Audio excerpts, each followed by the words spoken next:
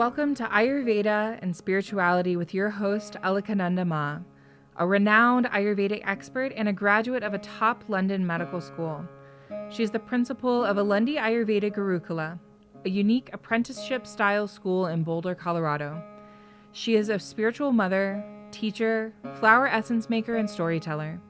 Join us as we uncover the timeless principles of Ayurveda, discover practical tips for enhancing vitality, and explore the deeper dimensions of spirituality that intertwine with the ancient science of life.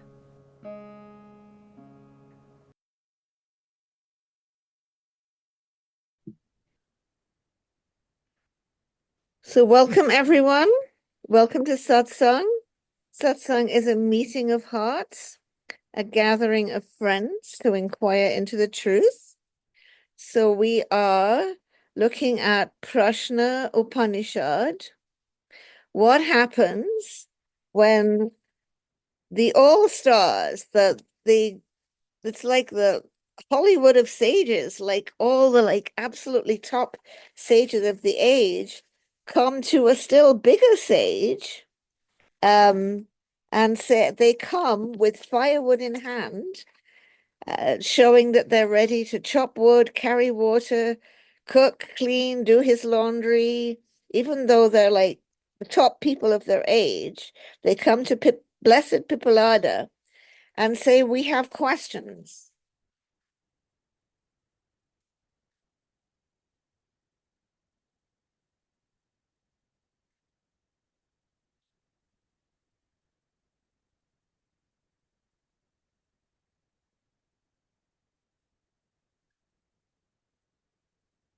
So once they arrive with their questions, Pippilada says, okay, well, let's have you stay for a year. And in asceticism, celibacy, and faith, you can look after me for a year, and then you can ask your questions. And if I know the answer, because he's not got a big ego and neither have they, if I know the answer, I'll try to tell you about it. So a year has passed, and we've been in the first question, which is being asked by Kabandhin Katyayana, where are all these creatures, these prajas, born? And we've been going through the answer to that question and how the prajas come from the Prajapati. They come from the Lord of the creatures. So we're continuing on with looking at that, and we're at verse 11 on page 334 of the Penguin Upanishads. They call him the 5-footed father with 12 aspects, in the upper half of the sky, possessing the land. Others call him the shining one in the lower half, fixed on a chariot of 7 wheels and 6 spokes. So his Panchapadam Pitaram, the 5-footed father, Dvadasha Kritam Diva Ahupare Arde Purushinam. So he has 5 feet, which are supposed to be 5 seasons, which is pretty interesting because we have definitely learned that there are 6 seasons. So how come there suddenly are only 5? And Shankara says, well, they've just combined the 2 winter seasons, Hemanta and Shishira seasons, the 2 cold seasons, just as the regimen for Hemanta and Shishira is pretty much the same. And Shankara says he is also called the father of all. So he's Panchapadam Pitaram. The father with these seasons is the 5 feet.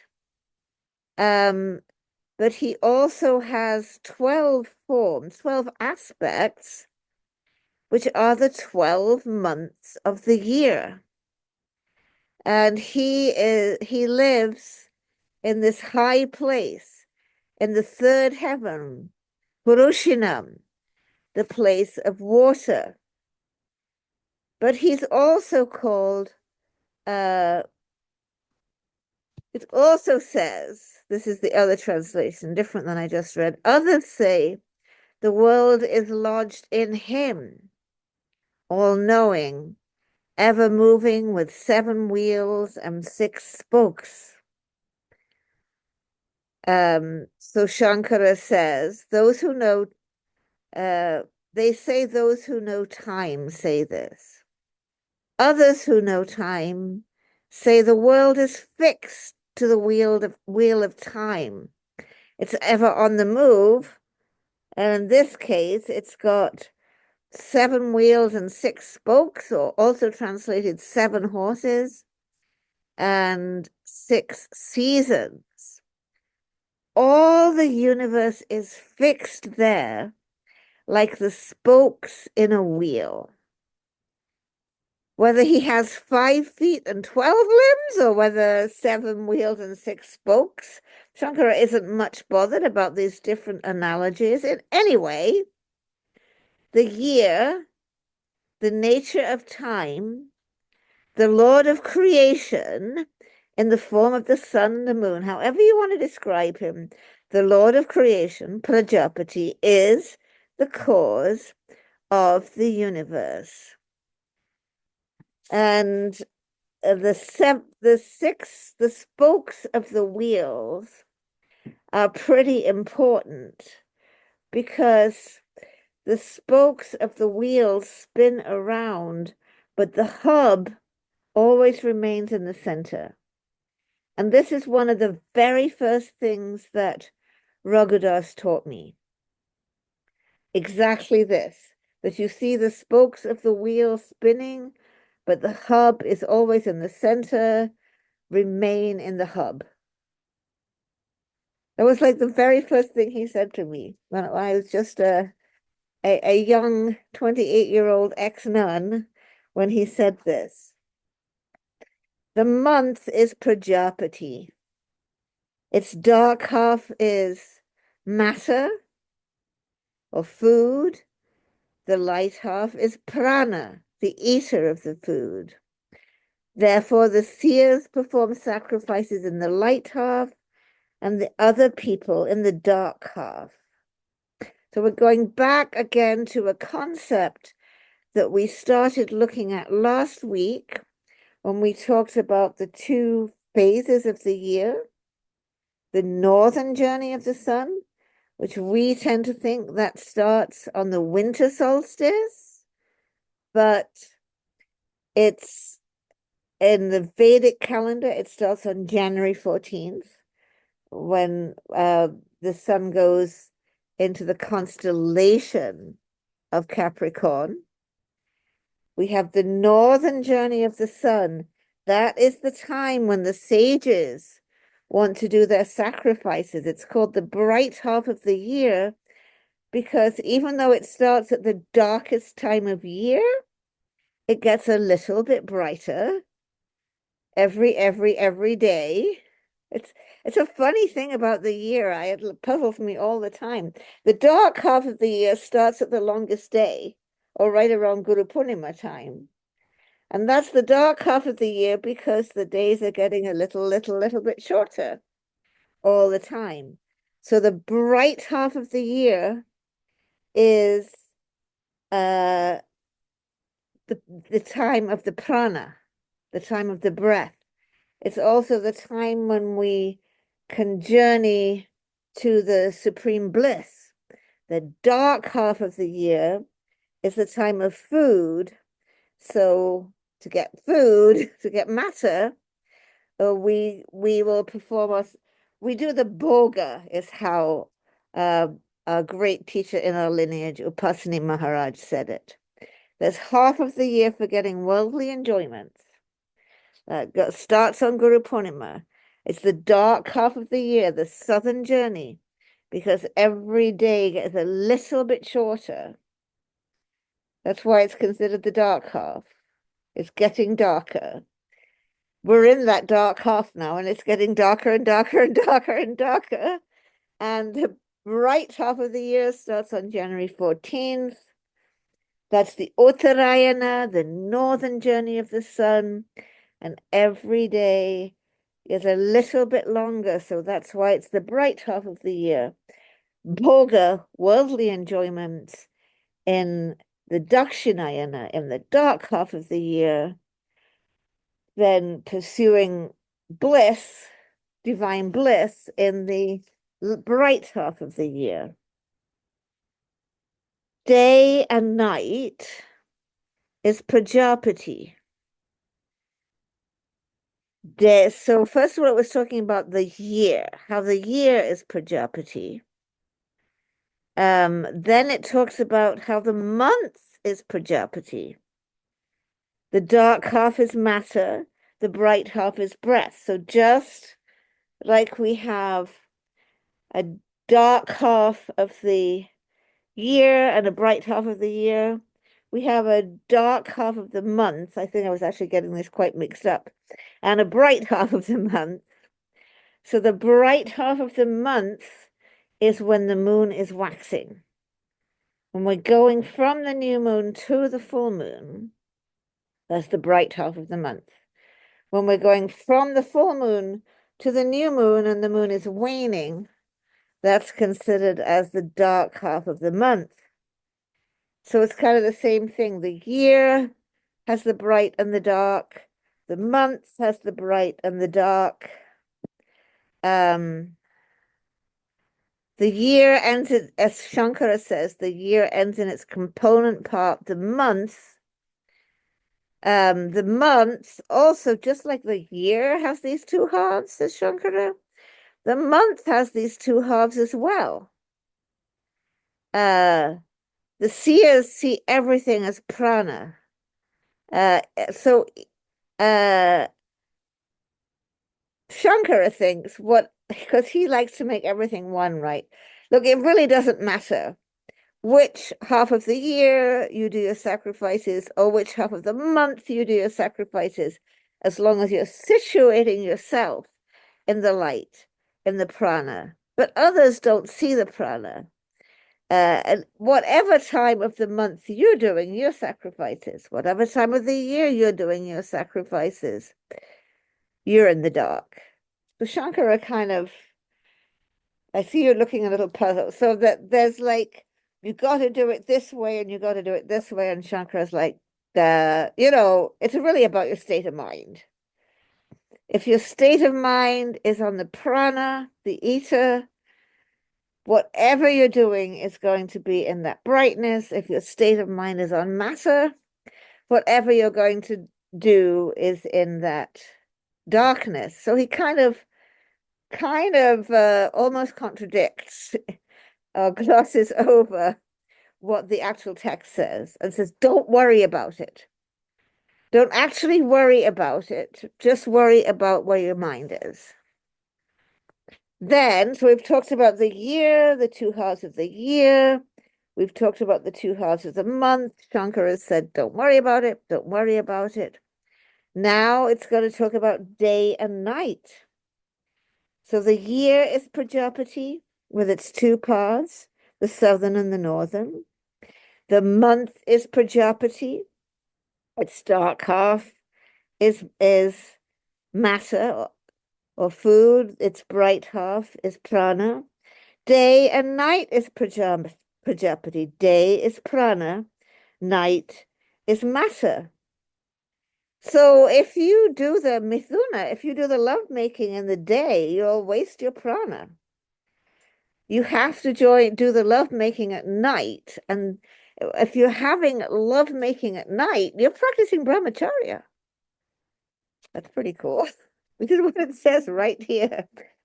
He's just said this to the sages after having them be strictly celibate for an entire year with him to get their questions answered. The day and the night is Prajapati. The day is prana, the night is food. Those who combine with rati, sexual intercourse by day, spill their prana. If they combine with rati, with sexual ecstasy at night, that's brahmacharya. Shankara says, so we've got the year, he says, we've got the month, now we've got the night and the day. The day is prana, the ether, the fire. The night is food. So what does Shankara think about wasting your prana? He says, how do you waste your prana? You waste your prana by having sex. You waste your prana by your dualistic mind. You spill your prana by separating from yourselves. Who? The ignorant men who by day have carnal intercourse with women because of sexual pleasures.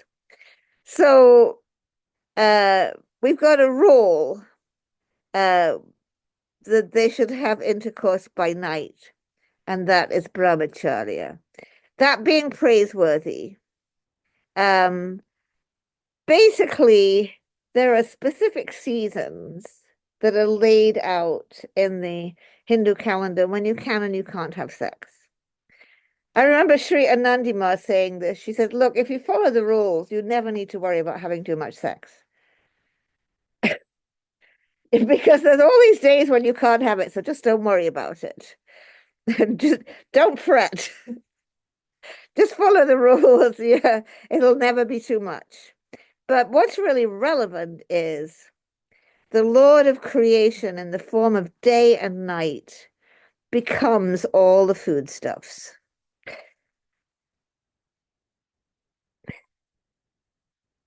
So we're coming on to food. So we've got the year, we've got the month, we've got the day, all these things that are dual, that are light and dark. Now we've come to the fact that food is Prajapati. From food comes seed, and from that seed are all the creatures produced. So, modified in this order, food is Prajapati.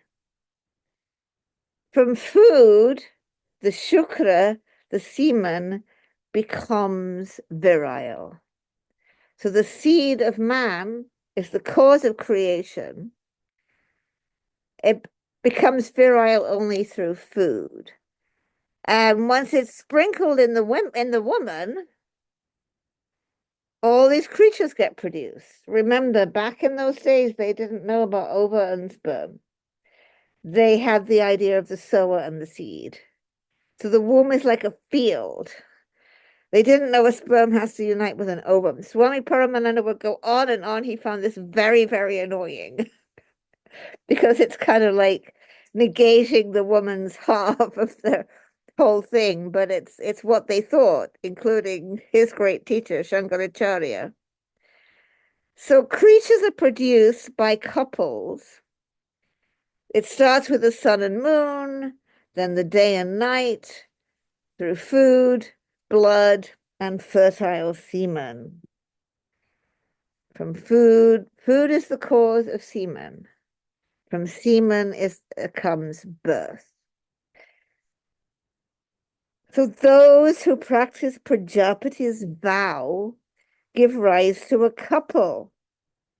The world of Brahma belongs to them in whom asceticism, chastity, and truth, tapas, brahmacharya, and truth, abide. So the householders, says Shankara, are the ones as a householder, you're married and you have children. You do this, just like Anandi Ma said, just don't worry about having too much sex. Just don't have sex on the days you're allowed to. Can't possibly be too much in that case. So they produce sons and daughters. That's their visible fruits. they also have invisible fruits from their pious acts and their sacrifices. So this brings them to Brahma Loka, the world of Brahma, the world of the moon, which leads to the ancestors. So it's one very important teaching in all this, and Anandimar really emphasized this too. Brahmacharya, celibacy, is not only for renunciates who never have sex. You practice celibacy when you have sex at the proper time. So you can be married and you practice brahmacharya by having sex at the proper time that you're supposed to. And what you have to abstain from, not just sex. You only abstain from sex on the days you need to abstain from sex, but you abstain from falsehood all the time. That makes you brahmachari. The stainless Brahmaloka belongs to them in whom there is no crookedness or falsehood or artifice, dissimulation.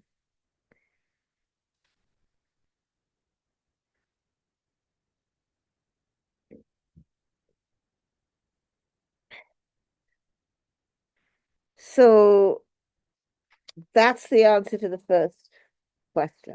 Where does everything come from? Everything comes from Prajapati.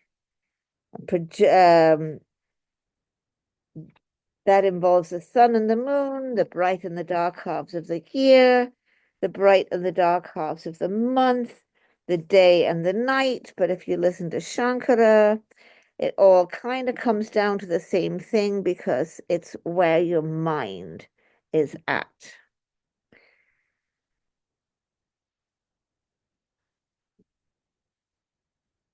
Shall we start having a look at question 2? So question 2 is Bhargava Vaidarbhi's question. Blessed One. So it's a question we have talked about Prajapati. Now the next question is, how many gods maintain the creature?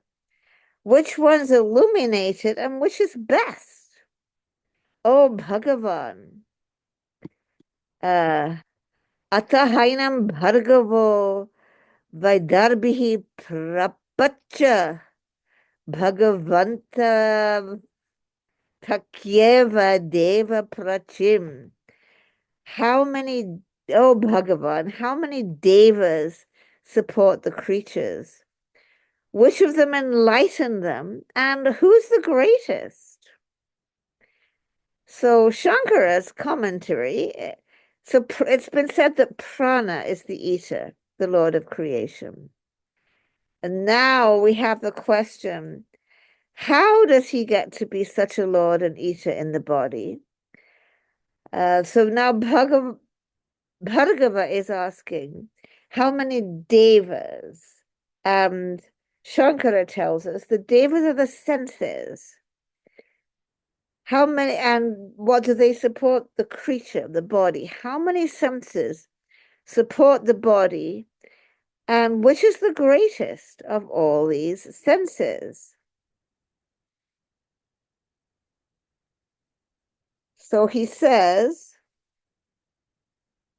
Tamasai so hovakasho havai esa devo vayagurirapi prithvi van masuksha srotam cha. So the deva is words we're very familiar with: Akash, Vayu, Agni, Up, Prithvi. The deva is space, wind, fire, water, earth. and also speech, mind, eye, and ear. And revealing their glory, they say, we're the ones who hold together and support the body. The 5 elements and speech, mind, eye, and ear.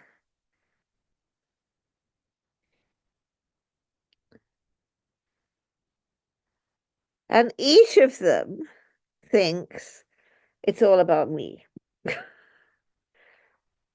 Each of them thinks it's all about me. So it's kind of shades of a previous look into Kena Upanishad. Remember in Kena Upanishad, the gods are very proud of themselves that they won a victory. Remember this? And then this something appears, a something, and they can't deal with this something. And eventually they realize that Brahman is the something, and that they all get their power from Brahman. Remember the goddess, Uma Haimavati, she has to appear and get them to see that it's not all about them. So we're kind of having the same problem again. They're like, we are the ones that make the body work. And they each think they're the most important, because without space, you don't even have room to have a body at all. Without air, right, the body can't even move. Without fire, it can't metabolize, it'd be cold and lifeless. Without water, nothing could hold together. Without earth, nothing would have a shape. Without speech, nothing would work. Without mind, you can't think of anything. Without the eye or the ear, you don't know what's going on. So we're like, we're so great. It's just the same problem, like we had before in Kena Upanishad. So prana, the greatest of them all, says, quit. Stop thinking you're so great. It's me.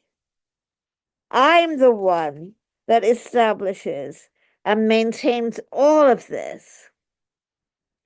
I have divided myself into 5 pranas or 5 vayus.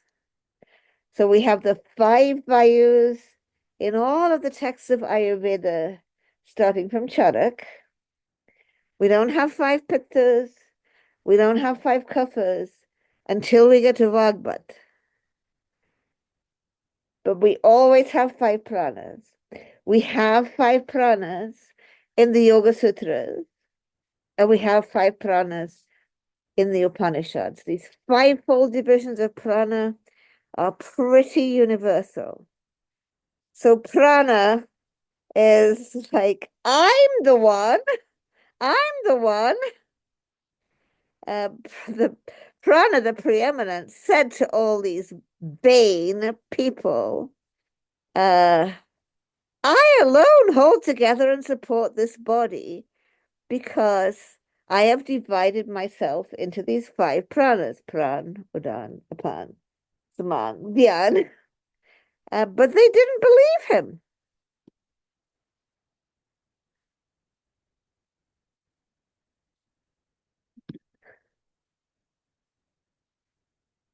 So how is he going to convince them that the whole body depends on prana? How is he going to convince them of that? He said, okay, he moves up. They all move up. He moves down, and they all move down. He was quiet. They were all quiet. When it moves upwards, all the others moved upward. When it settled down, they all settled down. Just as when the queen bee moves upward, it says here king bee, but that's just not true. Just as when the queen bee moves upward, all the bees move up. When the queen bee settles down, they all settle down. So the speech, mind, eye, and ear. So when they saw this happening, they did decide to praise Prana. Prana, observing their want of faith, seemed to ascend from the body out of indignation. Immediately after he ascended, they all began ascending. When he calmed down, they all settled down. So the speech, the mind, the eye, the ear, leaving their disbelief, knowing the glory and greatness of prana, the vital breath, grow delighted and they praise prana. So this is like a super important, interesting question that bothered me a lot as a medical student and a junior doctor. Because at least at the time that I was studying medicine back in the early 70s, it was 100% reductionist and 100% materialist. So you learned all about all the anatomy, you dissected a cadaver with your group of friends who would become your best friends for life, or the people you sat and cut up a corpse with. You sat together and dissected a formalin pickled cadaver. That's why doctors have such bad health. We had to sit and breathe formalin for 2 years. You you learned all about all these enzymes. I remember one teacher said, "Man is a bag of enzymes," which is sort of true, but not really. So you learned about all this stuff that makes up a body, but what makes a body alive? What makes a body dead? Well, you have to know how to sign a death certificate when you're a doctor. When there's absent respiration, absent pulse, most often you can sign a death certificate. If they're on life support in ICU, you've got a problem. Then you look for brain dead, right? Because you're making them have a pulse and respiration. So some of these things were very, very confusing to me. For instance, some of you have heard this story before. We had someone that was brought in that had been killed in a motorbike accident, and we put him on life support so he could become a kidney donor. So he's dead, but you want to keep the cells of the body alive, so he'd be a kidney donor. Because back then, I mean, now they don't have to do it. They do it a little differently. You can I think Haley's kidney was like flown to her, but back then you had to have the donor right there, or maybe it was going to be a heart donor, or it was going to be a donor of something. Then I went to church that evening and we prayed for him, not among the departed. We prayed for him among the sick. By now, I'm so confused. Is he dead or alive? These questions never got answered in medical school. They get answered in Ayurveda, they get answered here. They never knew about prana. When prana leaves the body, prana makes it leave the body, and all the senses are like, whoa! We're going to be gone. Prana comes back down. All the senses are like, we're going to stay alive, it looks like. If you don't understand that there is prana, you don't know what is death or what is life. because its prana is that vital force. It burns as fire. It is, so this is all the senses are saying, wow, now we know what life is, which we never learned. You never learn in a reductionist, materialist view of life. It burns as fire. It is the sun. It is Parjanya Bhagavan. It is air. It is earth. It is matter. It is God. It is being, a non-being. It is that which is immortal. And then, like the spokes attached to the hub of the chariot wheel, everything is based in breath. Coming back to that, literally the first thing Raghunath said to me. The spokes of the wheel turn, but they're all attached to the hub, remain in the hub. That's prana in this. We will delve more, a little bit more into this question and go, there's a lot more of this hymn about prana, and we'll look at all that next time.